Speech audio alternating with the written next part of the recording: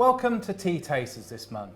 This month we're situated in Thomas Twinings' shop here in the Strand, established in 1706. What we're going to be looking at this month is the Darjeeling selection pack. Here we have a selection of 4 Darjeelings from the Darjeeling region that we're going to take a look at. We're going to look at the taste, we're going to look at some of the flavours and some of the complexities and see just exactly what it is that makes Darjeeling so very, very special. Darjeeling is a town and a district in West Bengal. It's worth remembering that the Darjeeling region straddles the northern tropic that goes around the planet, the corridor on which the sun follows over the course of the year. So the Darjeeling region is bathed in the cool winter's mist that we might associate with a late autumn or early spring here in the UK, then come to life a little bit more so in the summer. The tea plant growing at good altitude with a low oxygen means that the plant grows nice and slowly. And therefore over the winter season the plant will tend to go to sleep, be slightly more dormant and the leaves won't grow. But when the summer comes around or those very early spring pieces of weather come along, the plant leaps to life.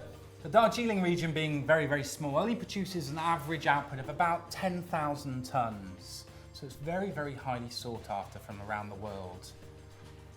Interesting thing about Darjeeling is it's picked or plucked, as we say in the trade, in 3 or 4 very distinct sessions over the course of the summer. So a spring tea, generally picked between February and March, or February and April, we would call our first flush.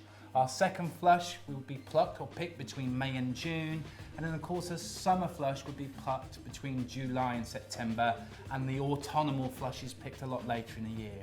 It's these very, very first flushes, these spring plants, these spring leaves that command such great admiration and attention from tea buyers around the world, and that's exactly what we're going to be looking at today. These are definitely world exclusive Darjeelings that we're looking at here today on Tea Tasters. They're what is known in the trade as DJ1s. They're the very, very first tea plucked from each specific garden for that year's harvest. And that's what makes these teas so very, very, very special.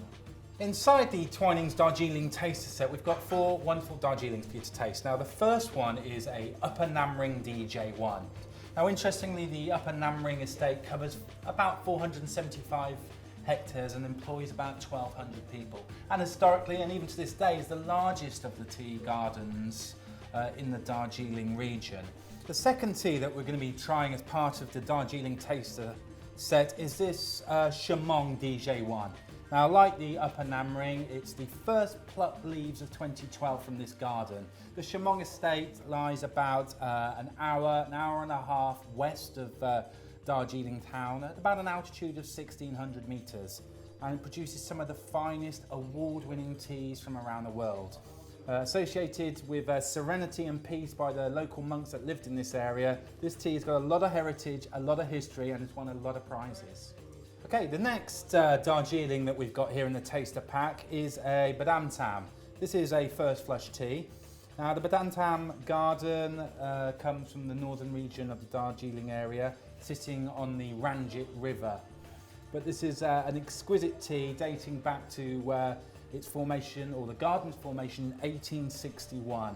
Now, in order that we can contrast and compare all these delightful teas, we're going to use a second flush Darjeeling from the region. Known as Silbong to the locals, this is harvested and produced slightly later on in the year. So it'll be really, really good to use this as a base to determine not only the difference between a first flush and a second flush, but also to identify the individual nuances of these different teas that we're going to look at today. We've taken all 4 teas from our Darjeeling taster kit and we've made them up. So I've used our tasting crockery here. I've put a heat teaspoon in each one, and I've added some water just before the rolling boil. Really important with Darjeelings, personally for myself, is not to let the water get too hot. Now if you're making this at home, you're probably going to be using a teapot. This is a large 3-cup pot, so I've used 4 spoons and 1 for the pot in there. Or if you're using a diffuser at home like this, I've just put a heat teaspoon. Look at that beautiful colour, isn't that gorgeous? I've used just a heat teaspoon in that diffuser there. So using the tasting crockery now, we're going to have a little bit of fun and we're going to dive in and we're going to see what's happening with some of these fantastic Darjeelings. So here we go. The first one then, of course, we're going to try is the upper nam ring. So I'm going to put that straight into the bowl there, and I'm going to let that work its magic. It's about 3.5 minutes. Wow, smells fab. Okay, so just going to get that beautiful leaf out of there. And you can see straight away it's a very young, it's a very, very green leaf. And it's got a lot of tips in it. That means it's got some very, very young, unopened leaves as a high constituent of the overall Darjeeling tea mass. So I've got a beautiful golden amber cup here, and I'm just going to take this little spoon here and I'm going to have a taste. Wow, that is pretty good. So I'm getting a good peachy body here and a nice gentle sweetness rolling off the palate. That is really, really delicious. You'll really enjoy that. Let's compare that then to the next one along, which is the Chamon. Again, beautiful aromas coming off this. Cup is a slightly different colour. It's, I would call it more of a champagne yellow. So it hasn't got some of the caramel richness of colour that the other one has. And that is a absolutely fantastic leaf. I'm getting really excited. It's not very often you get to see a beautiful leaf like this. And straight away, the real depth and complexities of those aromas are hitting home as I'm having a good old smell here and firing up the glands behind the back of my eyes. Beautiful. I'm going to complement that now with a taste. Let's have a little taste of this one. Wow, that's initially you might think, oh, it tastes just the same when you get around to tasting these, but actually I'm getting that peach body, but what I am getting is a beautiful, fresh, spring-cut grass length to it. That is really pleasant. It's very, very refreshing, and I think it might be my favourite as well so far. So the third tea that we're going to have a look at is the Badam Tam. Now, interestingly, we need to talk about muscatel. Muscatel's a kind of perfume sensation, or some people call it a perfume sensation, that you get in the mouth while drinking Darjeeling teas. You tend to find that as we come on to some of the second flush Darjeelings, this muscatel character is a lot more prominent. So without much further ado, we're going to have a little taste here of our Badam Tam and contrast and compare with some of the other Darjeelings that we've just tasted. Now, we were talking about the Darjeeling region having very determined weather patterns.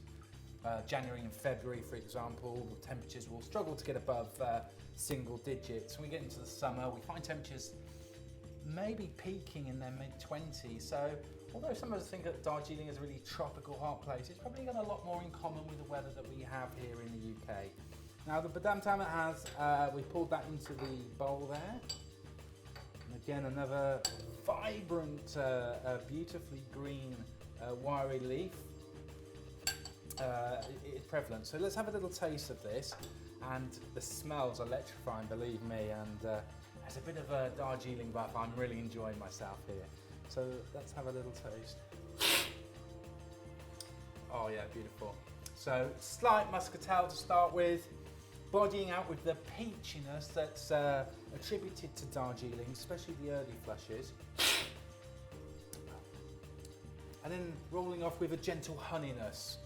So that's going to be a really good tea to use to identify some of the excellence that we see in the Upper Nam Ring and the Chamon. It's a really great tea. Now the fourth tea in the pack is a second flush Darjeeling. So plucked slightly later in the season than the first flush is. It's got a different look about the dry leaf. It's slightly darker. The leaf will be slightly more mature when it's plucked and will deliver some very, very different flavours. So here we go, let's pop that in there. Now, interesting, definitely the Darjeeling region. A lot of rain in June, between 700 and 800 millimetres. So again, a lot like our weather here in the UK, nice and rainy. That helps local agriculture, definitely helps the tea grain. Now straight away, the second flush Darjeeling alive in the bowl. A deeper, darker, more coppery colour can be seen.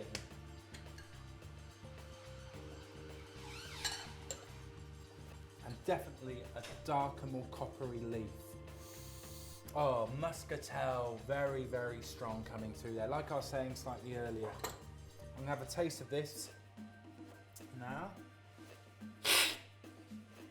Oh yeah, a lot more full on. Muscatel straight away. The peachiness gives way to a kind of nuttiness. Slightly more full on. In fact, some people even have a spot of milk with second flush Darjeelings, believe it or not. But you won't catch me with milk today. Absolutely beautiful. Now what I'm going to do is use that second flush now just to contrast and compare. So like I was saying, our upper Namring,